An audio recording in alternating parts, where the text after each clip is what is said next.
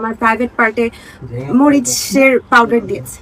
এই মরিচটা কেন দিল আসলে? কোনো ঝগড়ার পর্যায়ে ও তো মানসিক ভাবে বিকারগ্রস্ত, মেরে এইভাবেই টর্চার করতো। মোহনা কখনো পরকীয়া করে না। মোহনার কাছে যে কয়েকদিন আমি ওর সাহায্য এসেছি ভাই হিসেবে, হ্যাঁ, আর আইনি সহযোগিতা তো আমি নিচ্ছি। মানে লিখন আপনার পাশে থাকা মানে আপনার মেন্টাল, উনি আমাকে মেন্টাল সাপোর্ট দিচ্ছে অনেক ভাই। এই সিচুয়েশন এটাই আমার জন্য ইম্পর্টেন্ট। কিছু না, ওনার সাথে আমার কোনো স্বার্থ নাই, আমার সাথে কোনো স্বার্থ নাই। এবং রাতে 3টা বাজে আপনাকে কল দিলে পাওয়া যায় না, বিদেশি নাম্বার দিয়ে কল দিলে আপনার সাথে যোগাযোগ করতে পারে।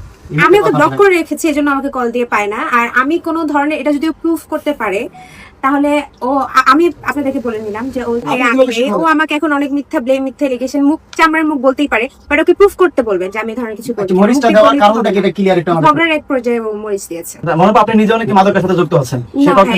আমি অনেকবার দিয়েছি, আমি কোনো মাদকের সাথে যুক্ত না। সেটা কি মামলার মধ্যে জমারিয়ে বলেছে আপনি টেস্ট করাতে হবে এবং মামলার তো ঠিক আছে, আমি করবো, আমার করতে কোনো সমস্যা নেই। আমি মাদক